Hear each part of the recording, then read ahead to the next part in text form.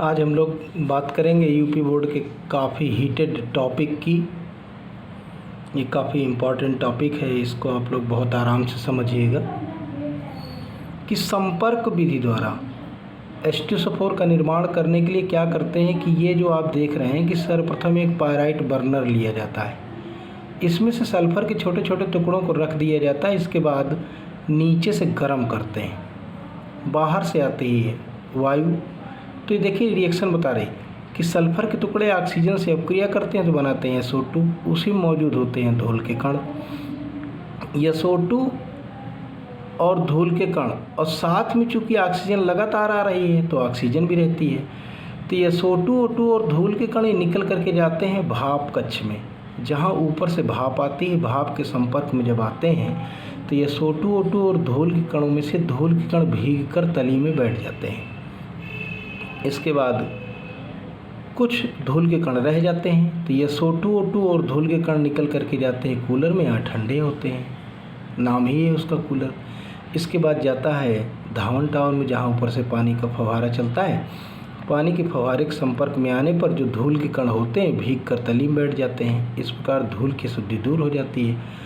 फिर SO2 निकल करके जाता है अवशोषण टावर में, जहाँ ऊपर से H2SO4 का फव्वारा चलता है। H2SO4 के फव्वारे के संपर्क में आने पर जो जल की शुद्धि होती है वो दूर हो जाती है। फिर SO2, O2 निकल करके जाता है आर्सेनिक शोधक कक्ष में। कहाँ? आर्सेनिक शोधक कक्ष में, जहाँ पर जगह जगह पर आप देख रहे हैं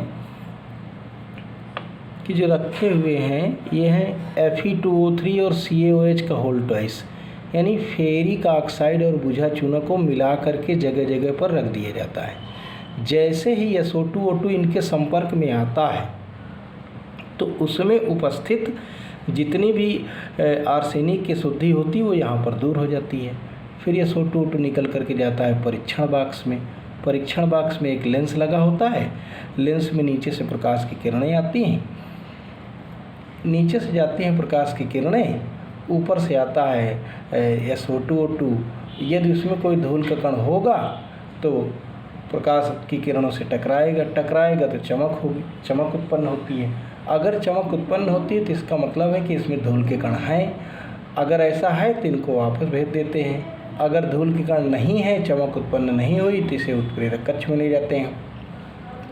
उत्प्रेरक कक्ष में वेनेडियम पेंटाऑक्साइड की छड़ें रखी होती हैं। एक सेकेंड।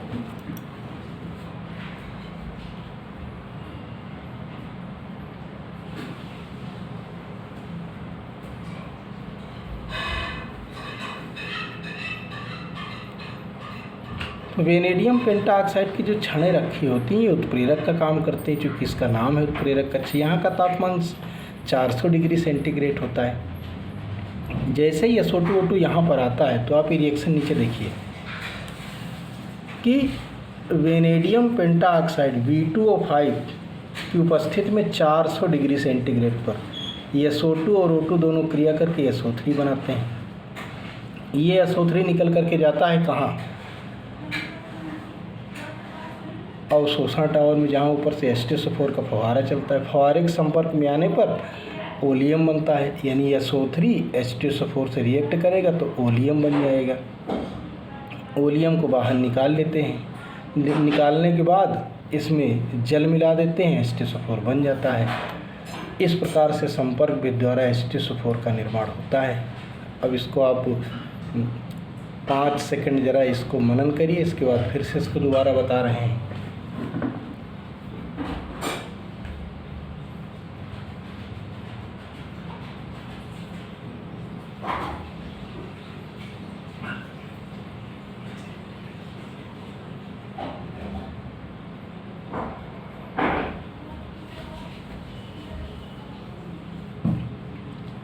अब एक बार इसको फिर से देख लेते हैं।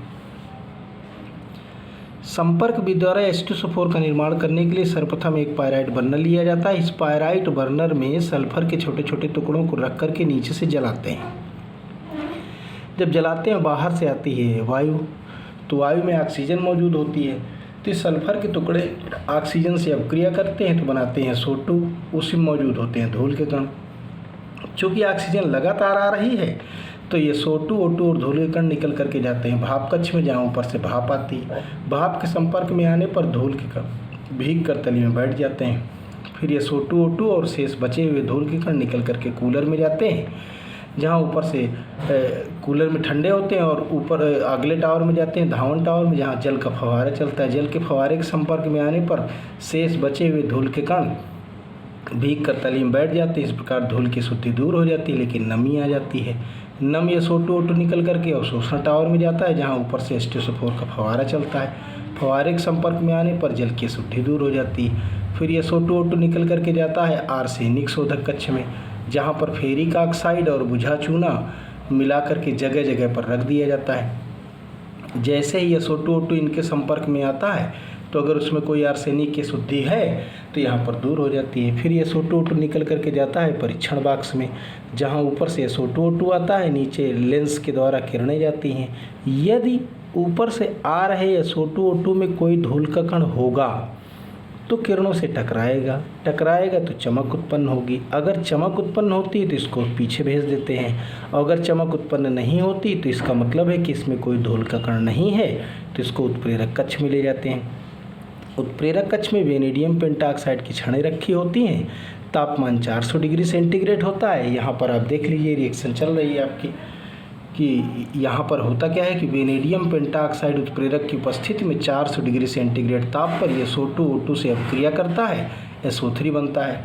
ये SO3 निकल करके जाता है अवशोषण टावर में, जहाँ ऊपर से H2SO4 का फव्वारा चलता है। फव्वारे के संपर्क में आने पर ओलियम बन जाता है। देखिए ये SO3 और H2SO4 जब रिएक्ट करते हैं तो H2S2O7 ओलियम बनता है। ओलियम को बाहर निकाल लेते हैं, उसमें उचित मात्रा में जल मिलाते हैं और H2SO4 का निर्माण होता है। आई होप कि समझ में आ गया होगा, और इसको अगर समझ में नहीं आए तो दोबारा से वीडियो देख लीजिएगा, क्लियर हो जाएगा।